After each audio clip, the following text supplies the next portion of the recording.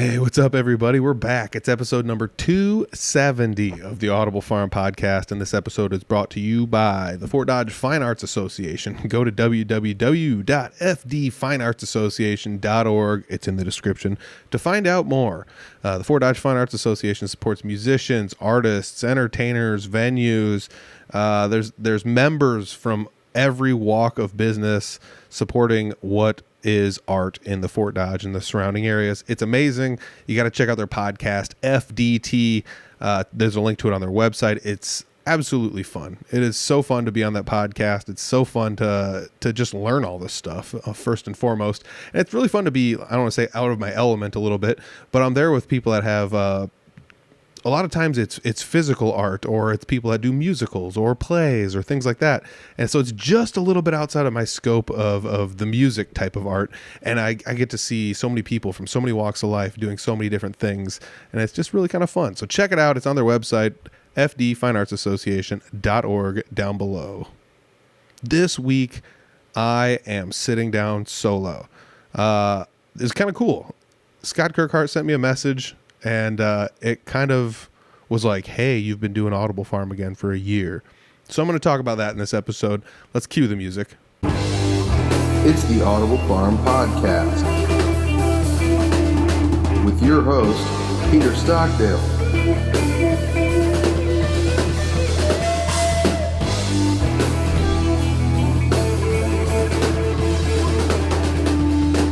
All right, Audible Farm has been back for roughly a year. 219 was the episode we came back. That was the episode we came back. This is episode 270. So if you add them all up, that's 51 episodes.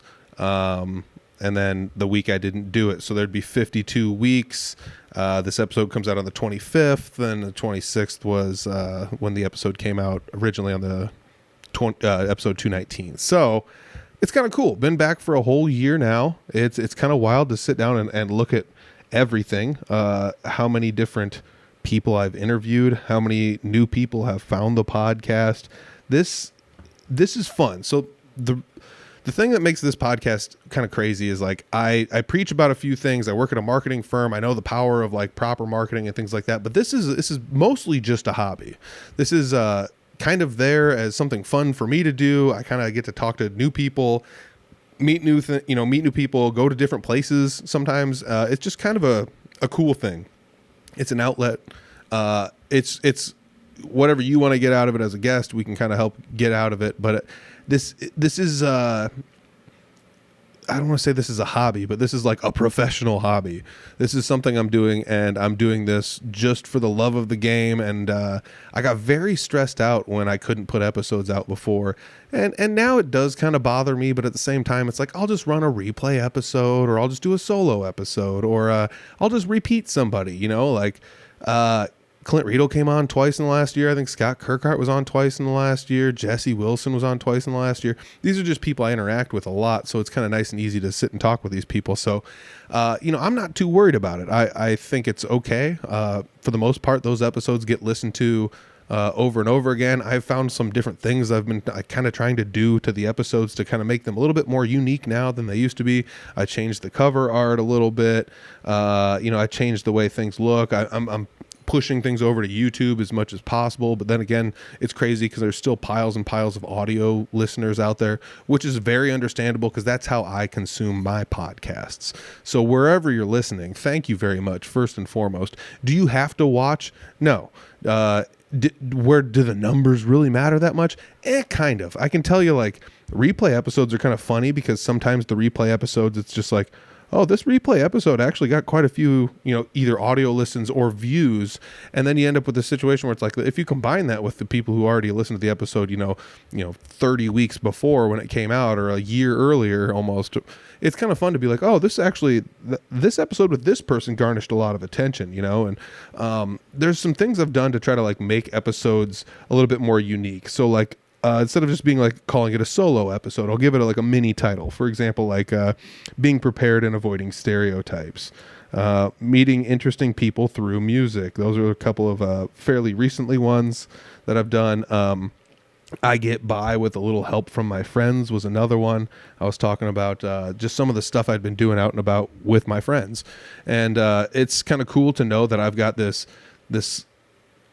nice tight-knit, network of people that it's not just me, they're at everybody's disposal. And that's what this podcast is for, is to help you get to know these people and to know they're out there and you can contact them. And all their information is usually in as much of it as possible is in the descriptions. So, whether it would be, going on the radio with Josh Mason. I'd interviewed him a million years ago. Mason on air, your old pal Mason. He's the guy. He's still at it. He's still on the radio. He's still awesome. And believe it or not, we're not competitors, but I do learn a lot of things from him. And being on his show is always very fun.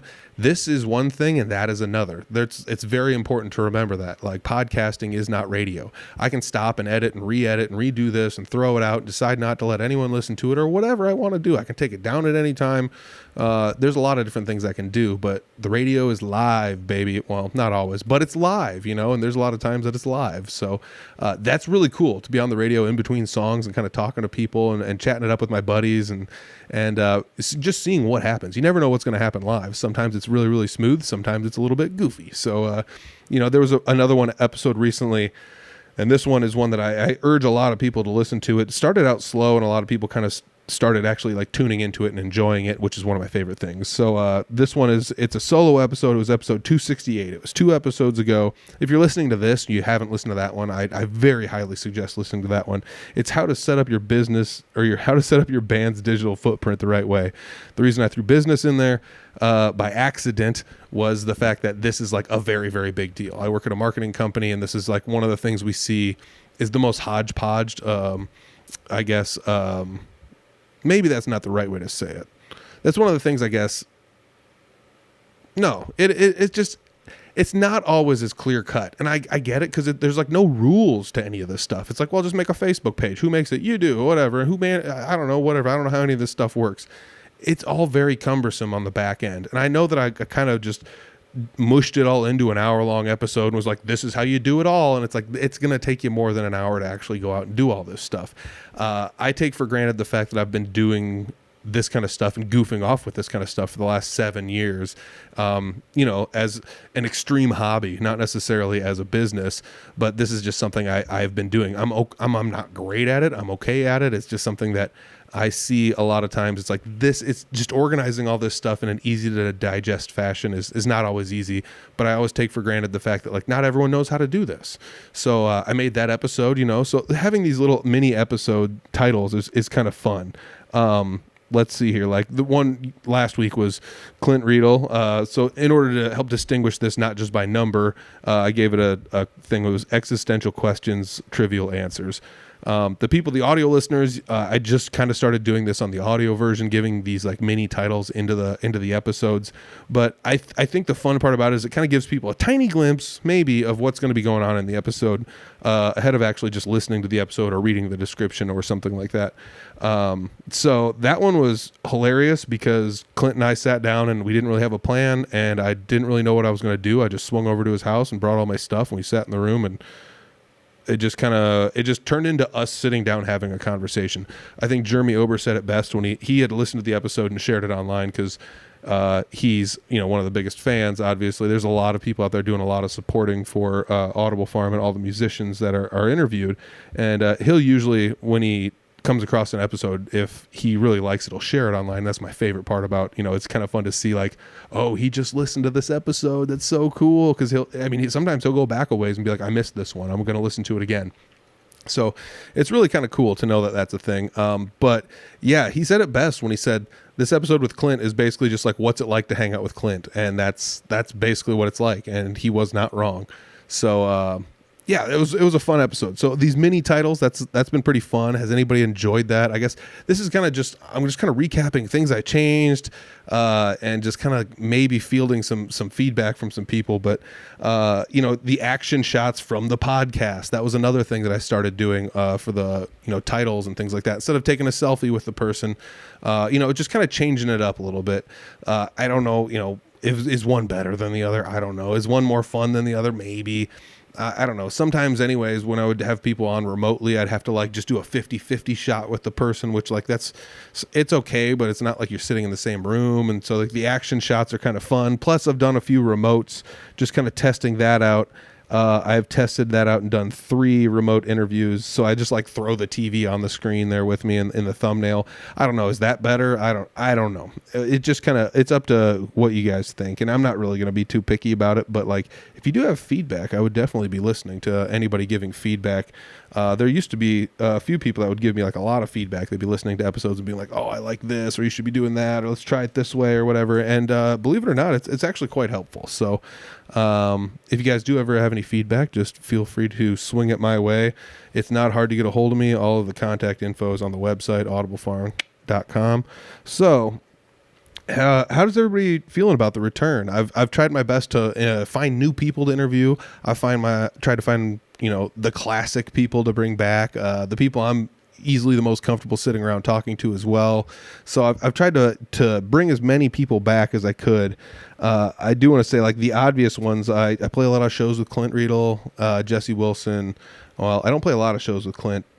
We'll get back into that one in a second. But like, I do play a lot of shows with Jesse, so he was on twice. I spend a lot of time hanging out with, Jesse and talking with Scott Kirkhart and things like that. They're kind of a tight knit group there. So having Scott on a couple times is big. He was one of the biggest, hey, you need to bring the podcast back. This was a cool thing, kind of guy. And he would just like bug people online until basically, he started like a mini push to get the podcast back, and that's why we're back. And that's why I'm here doing this episode today. Is he sent me a message that was just like, check this out, and it was like the teaser, the first TikTok I ever made. It was the teaser thing of like hashtag bring back Audible Farm, and it just like was like a 4-second little clip and whatever, but that's kind of funny. So I don't know, I think about that kind of stuff, and it just makes me kind of thankful there's people like Scott to sit down and talk to, even a couple times in a year, or Jesse or Clint Riedel, and having people back like Clint Wheelman coming back on, who was actually episode number 1. Clint Blumker now goes as Clint Wheelman, drummer. And it's cool if you go through and you can find like there's been about 4 episodes or so, maybe 5 throughout the years that I've had him on. And it's wild to see like what's changed and what's stayed the same, and what things have like just barely changed, or like, okay, yeah, so like metal bands, he's in like 90 of them, he's in like 12 punk bands and stuff, and now it's like prog band, rock band, punk band, metal band, playing solo or playing like paid gigs with other singer-songwriters, or just doing like the duo thing, being the drummer guy next to somebody playing an acoustic. It's wild. It's cool to see that people are doing that.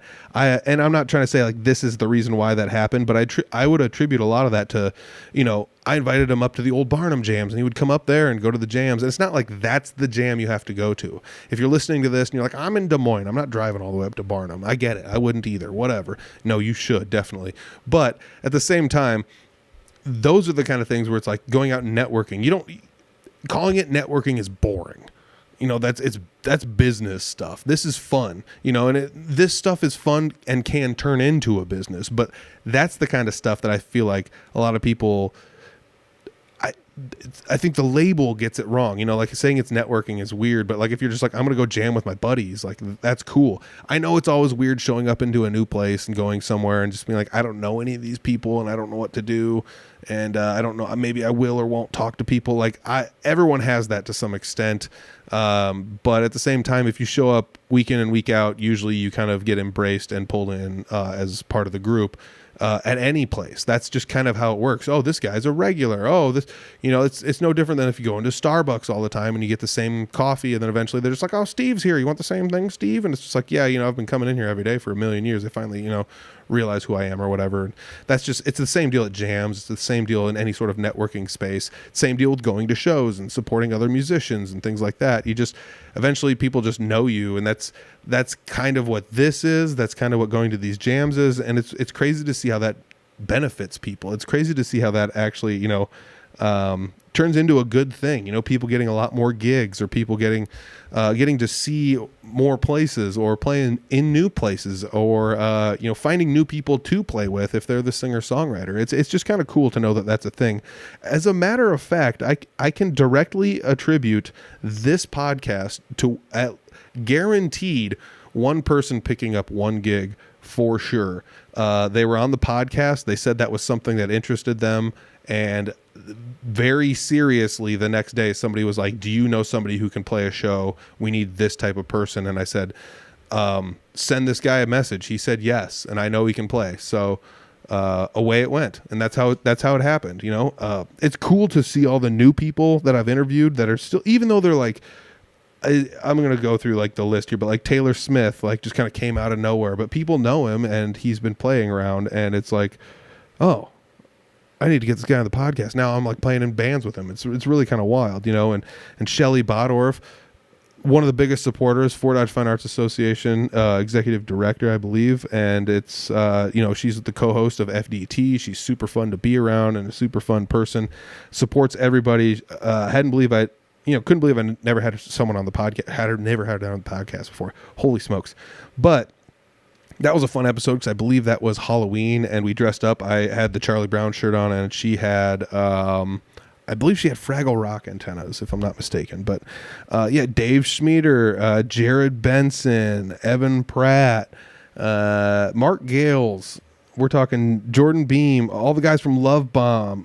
Patrick Tecklenburg came back for an episode. That's fun. Lee Klett, I even caught him. That's the other fun thing. Some of these take place elsewhere. You know, that's the beautiful part about FDT. Every episode is somewhere else. Sometimes these are too. That episode with Lee Klett was recorded at Bootleggers, believe it or not. But like Rural Route coming back on. Zach Suntkin, somebody I had never met before, but like everybody knows. It's crazy to just be like, I never met this guy. I didn't know he played music. And like, oh yeah. And then you go out and you watch him and you listen to him sing and play, and you're like, oh, holy smokes, this guy's good. That episode was tons of fun. Talking to the guys from Marvin again, the masters of musical DIY, of course. Cole Smothers joining me on the podcast, which he has moved, which is sad. So it's nice to have these little catalogs of people in here, and you know, talking to Owen O'Brien about what's been going on lately. Rico Jolly Jr. and Colden Bethel coming on, talking with Andy Jewell. That was tons of fun. Raleigh Jensen, Byron Stewart came back on. We talked about him being in the Wall Street Journal. That's really cool. Spencer Sukon came on, one of the most listened to episodes of the reboot, believe it or not. It might be one of the most popular ones. I'll double check that fact in a second.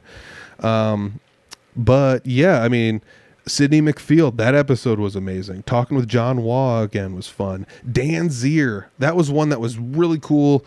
We had talked about it before I quit doing the podcast, and I started it back up again, and boom, there he is, talking with Kanan Fusen. I had talked with him because I worked with him for a short period of time. He interned at the marketing firm I worked at. But Christian McCoy, another amazing episode. Bob Johnson, that was like a dream for me to have him on. I know there's people that are just like, who's Bob Johnson? It sounds like a made-up name. The guy's a legend. He's been playing every instrument that I've ever dreamed of playing longer than I've been alive. The guy's a musical genius. We talked about tons of fun stuff about basically just like the grace notes or ghost noting into things, because he plays bass and he plays music he's never heard before at jam nights, and he has this way of, even if he makes a mistake, it's not a mistake, and it's so fun to have those, you know. And you know, I went on a stretch of having, you know, solo episodes, and I'm kind of on a weird stretch of doing it again. But, you know, Craig Phillips was on. Abigail Ray, I saw her at an open mic night. She was amazing, so I had to have her back on.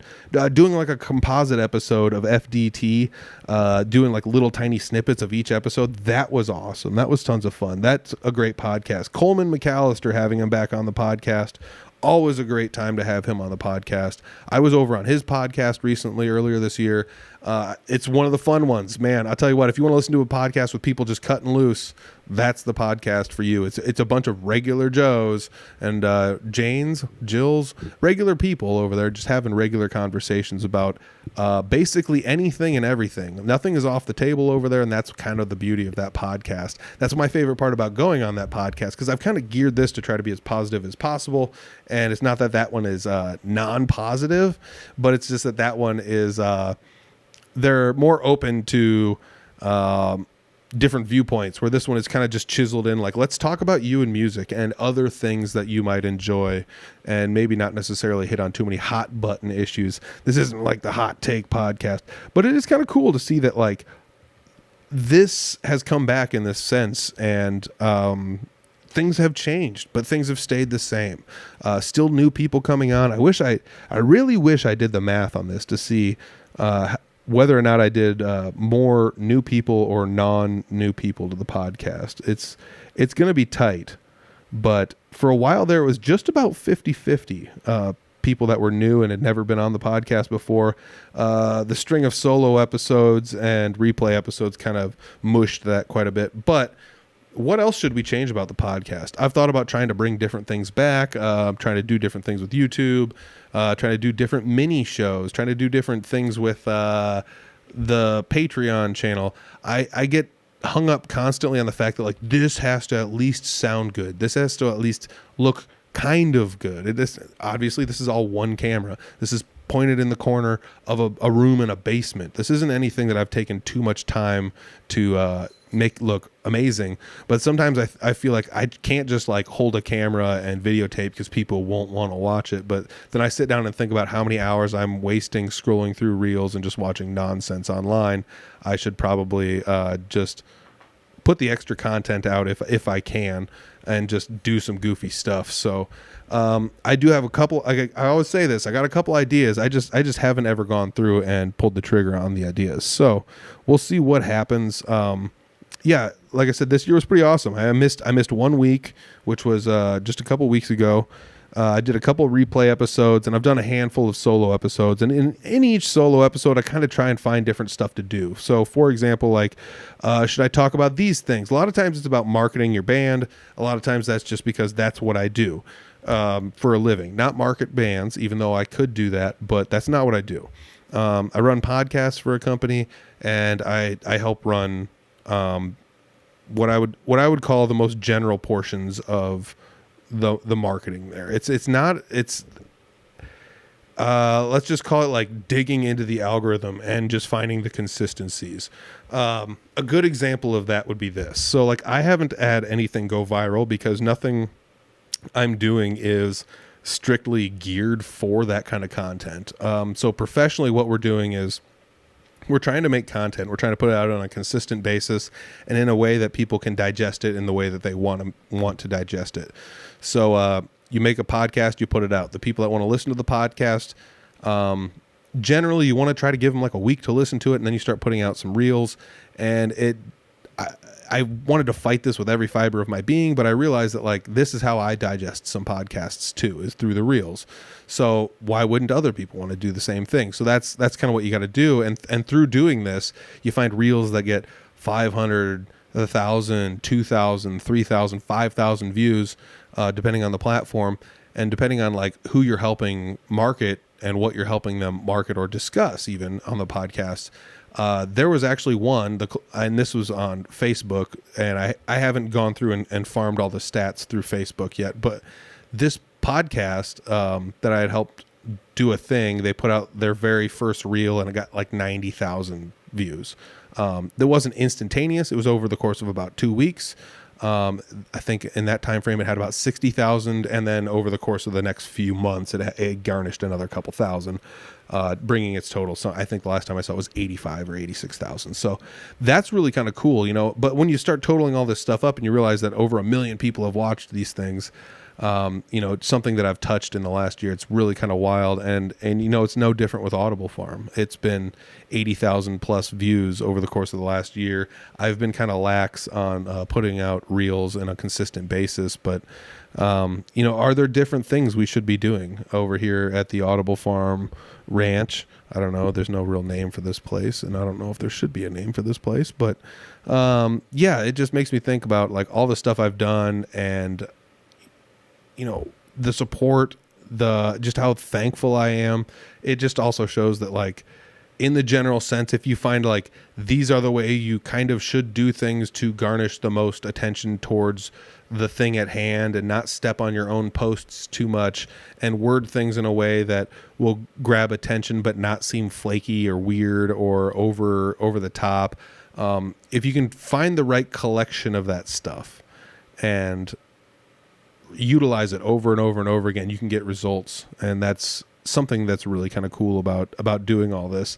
Does anybody want more reels of the podcast? Are there people out there that if you're listening to this and you're 20 minutes in, I highly doubt you're going to be like, yeah, give us more reels, because you probably already watched the episode and you're a diehard. But like, I wonder if reels are a thing. So I don't know. Let's go on to the next thing here.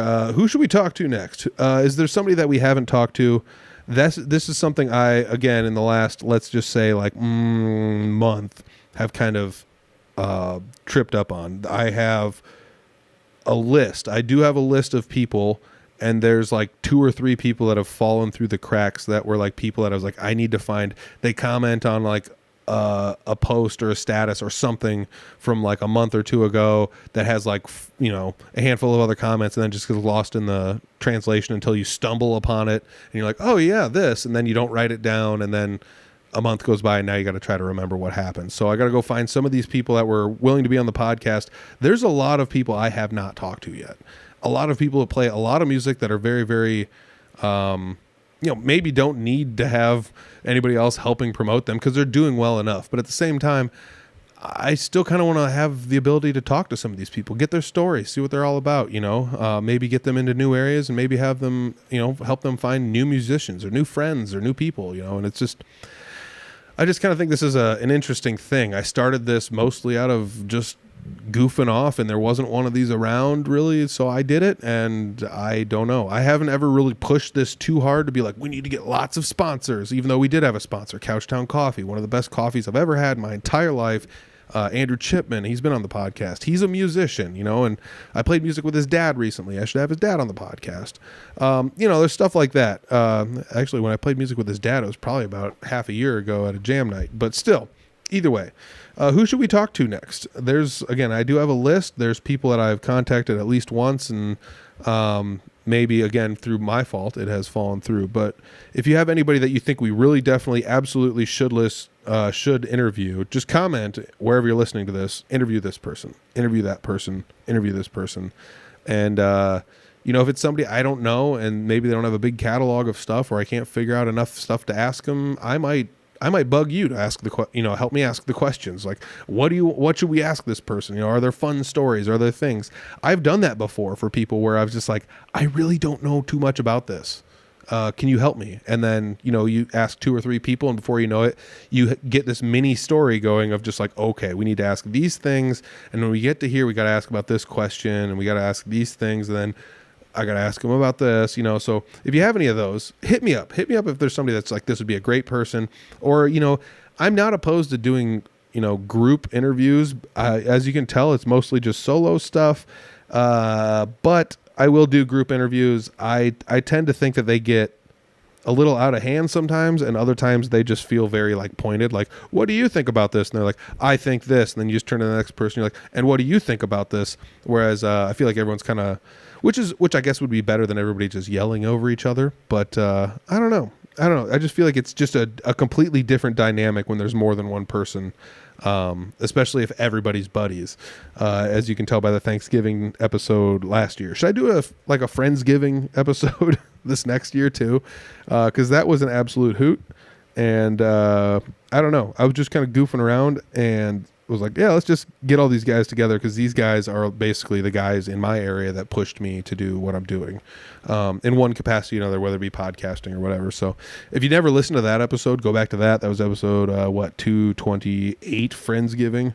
Yeah, 228. So scroll back to that one and listen to that one. Jeremy Ober, Clint Riedel, Scott Kirkhart, Jesse Wilson. And that was the only time Ober was on the podcast this year, and I need to have him back on. And it's funny because he's one of those guys that's just like, I don't have anything good to say, interview somebody else. I think he likes listening to him and doesn't actually wants to. If he's on one, he won't be able to listen to the episode because he already heard it all, so he'll be bummed.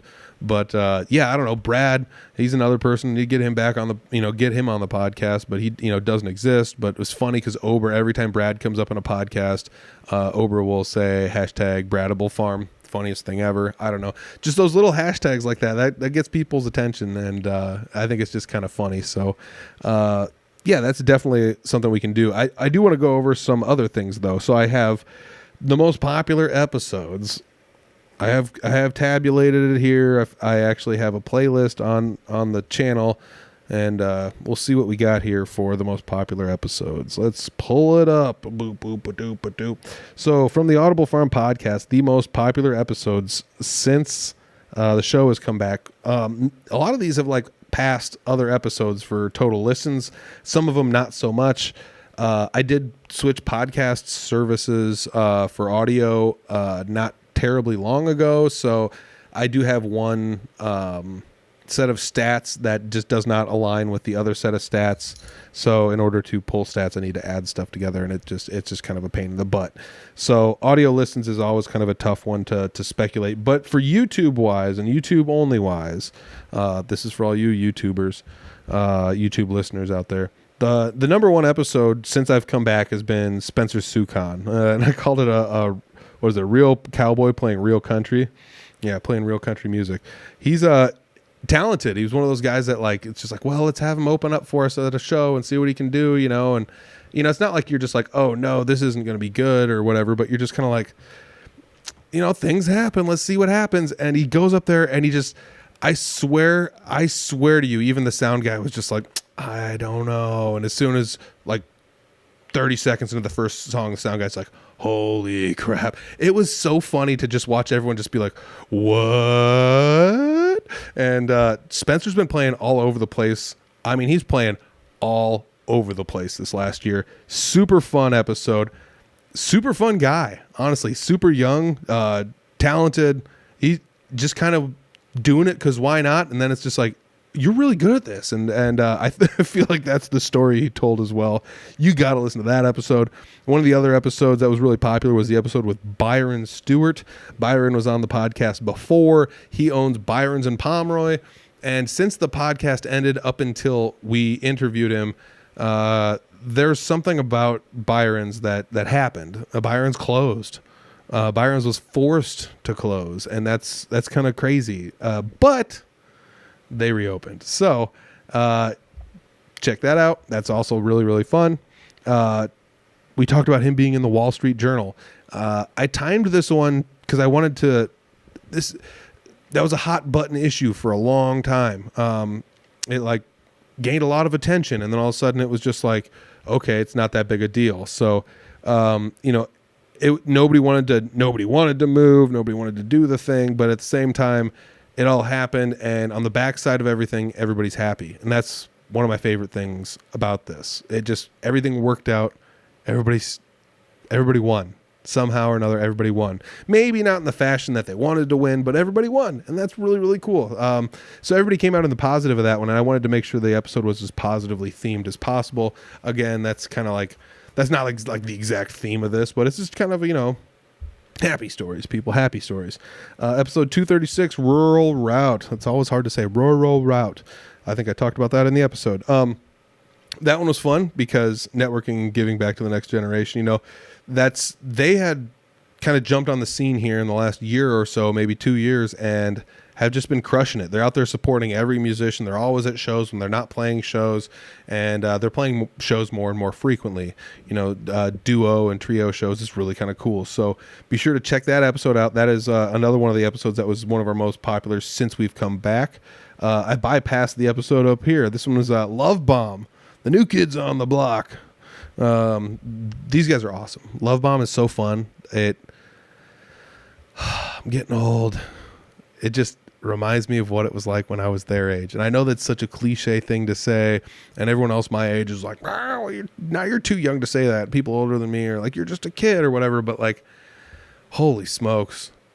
to watch those guys go out and play songs that I played when I was in a band, when I was in high school, when these songs were like fresh and still new, or at least within the last year or two old. And it's like, wow, how did you find these songs or whatever?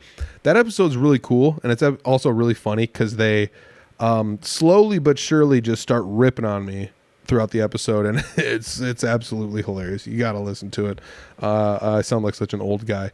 I did an interview with Raleigh Jensen. That's one that was like an hour and a half, and I feel like that one could have just kept going and going and going. So we'll have to have him back on the podcast when he's got some time. We can talk about what he's been up to lately. Tons of fun. Absolutely fun guy to be around. He's always, again, another one of the amazingly huge music supporters. He goes and watches more music than anyone else I know and plays more music than most people I know. So that tells you what Raleigh likes to do. I mean, it was literally his job was to teach music for years. So, yeah, hats off to Raleigh. That was a fun episode. Episode 241, Owen O'Brien. That's a fun one too. Owen's always a good guy to have on the podcast. He's one of the first like younger guys when I started playing music that it's just like, oh, there's a younger guy out here, and he's kind of just like coming into the group of musicians that are in the Fort Dodge area, and to watch him skyrocket to where he's at now is wild. It's crazy to think that when Owen was learning how to drive, I let him drive my car. What?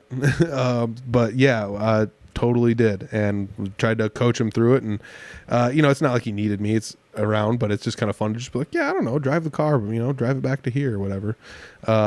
Love it. Absolutely love it. That episode was tons of fun. We're going to cut this off somewhere here. Just naming episodes.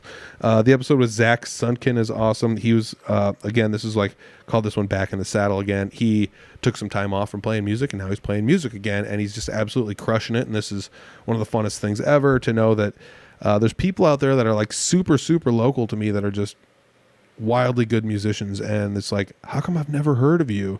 It's like, because I took a couple years off. Oh, well, holy smokes. And then you go around and you're like, no, this guy's seasoned, an absolute veteran, and a consummate professional. That was a fun episode. Absolutely awesome episode.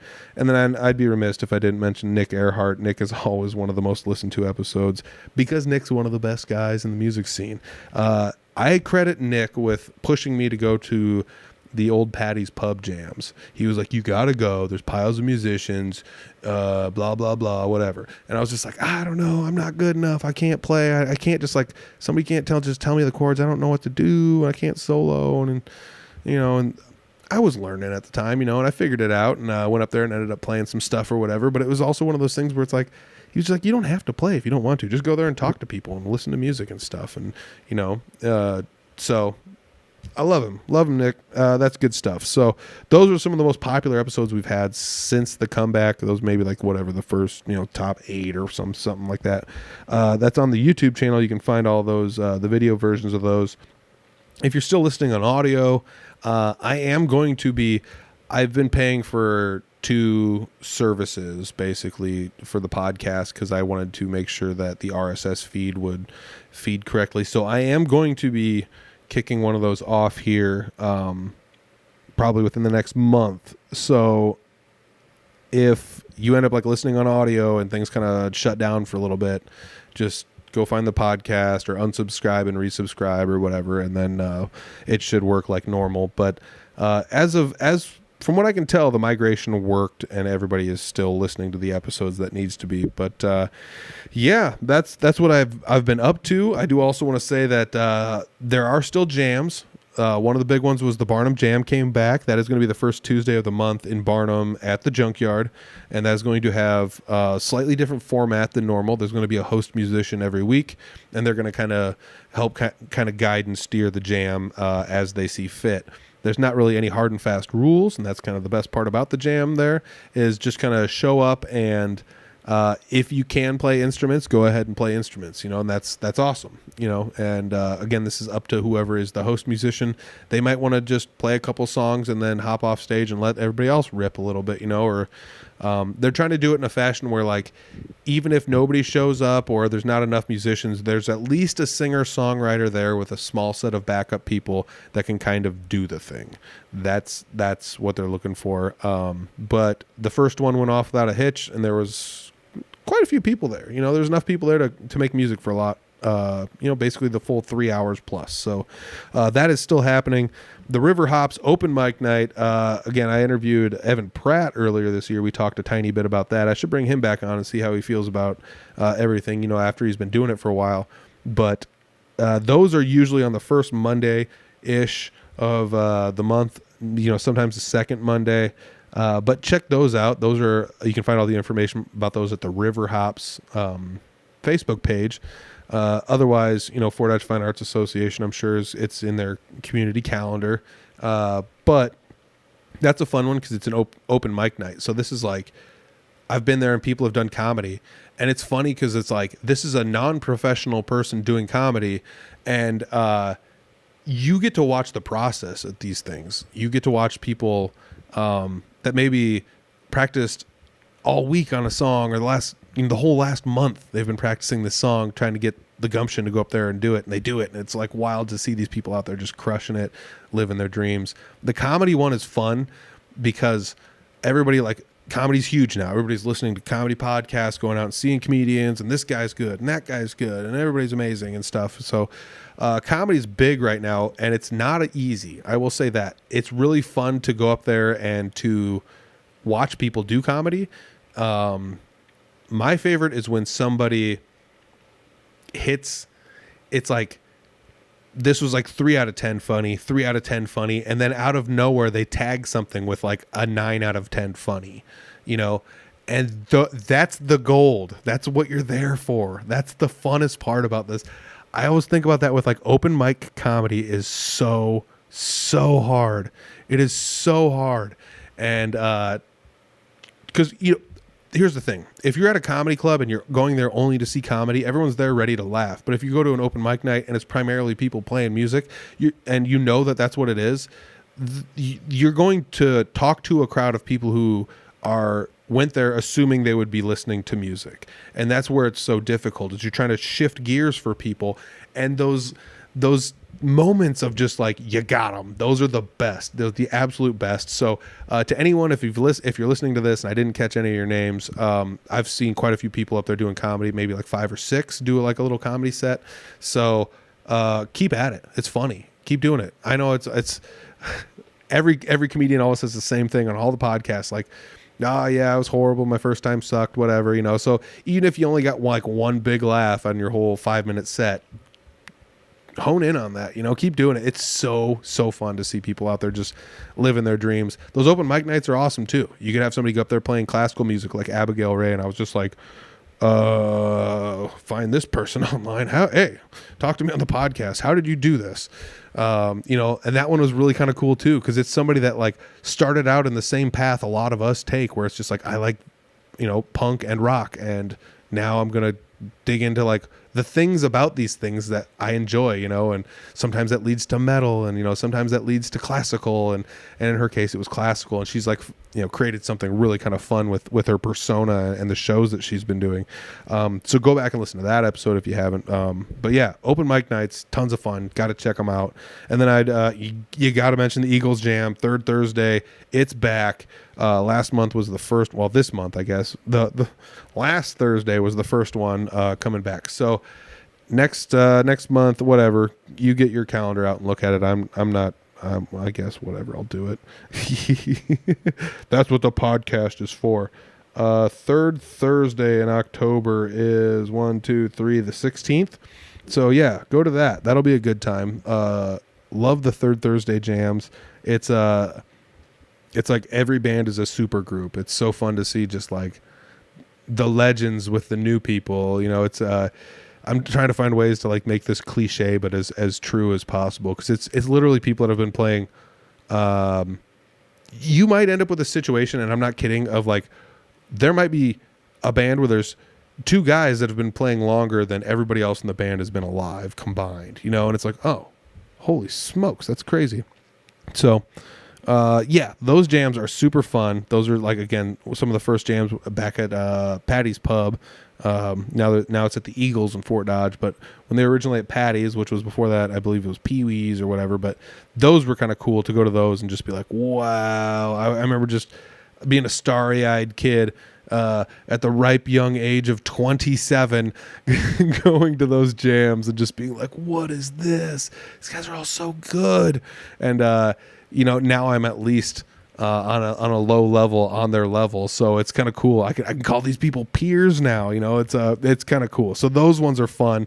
You get to talk to all sorts of people, basement rockers, people that have been doing it for years, people that have been in bands for years, people that have played more shows than I will ever have the opportunity to play in my life, and that's also really kind of cool. So, oh my gosh, my cat just jumped in the room here. She's gonna jump on the table. So yeah, that is also a thing everybody's got to check out. Are there jams in your area that are really kind of fun? I know Des Moines has some jams popping up. I know the Quad Cities has a couple. I believe I saw one in Cedar Rapids that's going on. I believe there was also one in Omaha. And as cool as it is, I've seen a couple in other small towns showing up. They're adjacent to slightly bigger towns, but it's like, it reminds me of like the Barnum Jam, or like one that was done before I ever went to. It was the Havelock Jam. Where's Havelock? Oh, it's kind of out by Pocahontas. It's like, whoa, that's wild. And it's like, yep, pretty cool, isn't it? So that's the kind of stuff that I think it's kind of fun that there's been this resurgence, especially since COVID. It was this thing where everybody kind of got locked in and couldn't play too much. Now, it's not like, well, 5 years later we're back, or whatever. But like, I feel like it's back, and it's not only back, but it's stronger than ever. There's more musicians than there ever was. There's more places to play than there ever was. There's more interest in live music than there ever was. And that's really kind of cool. So, yeah, this, again, I just want to throw out, before we end this thing, it's episode 268, 2 episodes ago. If you've got a Facebook page or a social media, or maybe everybody just emails your Hotmail account or whatever you're talking, like, this is kind of the thing to just be like, let's jump this into the 21st century and kind of do this thing, and again, go check that episode out. If this stuff interests you at all, or if you want to try to be like a little bit more professional, or if you just want to be more organized, maybe that is the route you should take, is go listen to that old episode 268, 2 weeks ago. That one was really kind of good. Maybe it was 3 weeks ago because I skipped a week. Either way, episode 268, 2 episodes ago. Definitely worth checking out, especially if you do any sort of management for social media for any of your bands or anything like that. It also kind of gives you like a nice way to like delegate some of that stuff out, or like options. And the best part about it was all that stuff, I wanted to keep everything in that the recommendation window free. This all just takes time, and that's all it is. And that's what a lot of the internet is. If you want to like get seen out there, if you want 1 million views, guess what? I didn't pay for any of these views. I didn't pay for a single one of the views that I got, that I tallied up recently. I manage 8 podcasts right now, or help manage in some capacity. And just on all of those, I manage the YouTube channels. And on all those podcasts, some of them being once a month, some of them are weekly, some of them are bi-weekly, some of them are, semi-monthly or whatever. The total for all the views is like 1.2 million or something like that in the last 365 days. And some of the podcasts, like I said, you only do 2 episodes a month, and some of the podcasts have only been going for 6 months.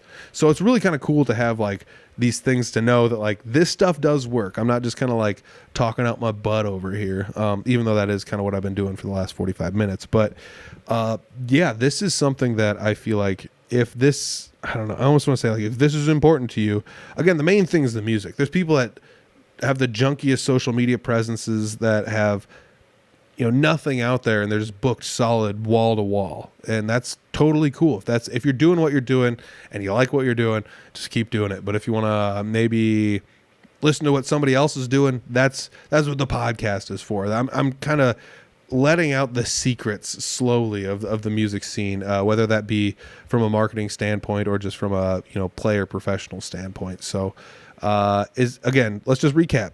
What do you guys think of the return? Are you happy it's back? Should I do another year? Should we just keep doing this thing?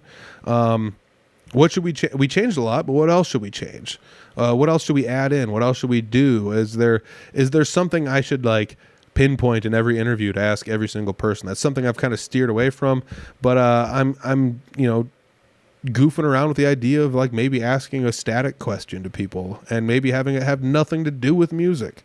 But at the same time, I'm trying my best to keep this as like, I got some good ideas. Maybe we can kick something into some of these episodes going forward. I don't know. But then that also begs the question, like, what do you ask somebody if they're a returning guest, or do you ask them something? But I don't know. We'll keep mulling it over. You give me some ideas and see what you think. Otherwise, yeah, who should we talk to? Who's the people we've missed? Who did we miss in the first year of Audible Farm's return, and who should we bring back? So that's pretty much all I've got. I've got one last topic, and I do want to say we lost a big supporter for Audible Farm, Nate Craig. Hats off to you, buddy. We're going to miss you big time, so we'll check everybody out in the outro. There we go, everybody. Episode 270 is complete. That is the episode. I don't have a whole lot of recap, because guess what? The whole episode was recap. How do you recapping recapping a recap episode? That doesn't make any sense. So I don't have a whole lot to say other than check out Fort Dodge T, FDT, the podcast of the Fort Dodge Fine Arts Association, hosted by Shelly Bodorf, produced by Shelly Bodorf. Honestly, like, she does all of the work. I just do all the background work. I'm doing all the stuff that nobody gets to see. I'm helping make social media posts, and I'm helping put stuff online, and just helping her make some moves and things, like helping her do stuff. So that's what we're up to. FDT. It's on the Fort Dodge Fine Arts Association website. They, if it wasn't for them, I'm not sure this podcast would still be here. So thank you very much, Fort Dodge Fine Arts Association. Thank you very much, Shelly Bodorf. I owe a lot to you. Thank you. We mentioned him in the intro. We'll mention him in the episode. We'll mention him again. Scott Kirkhart, one of the biggest supporters of the podcast. And thank you guys for listening. If you made it this far, you guys are the real heroes. So I will check you guys next week. audiblefarm.com. Peace.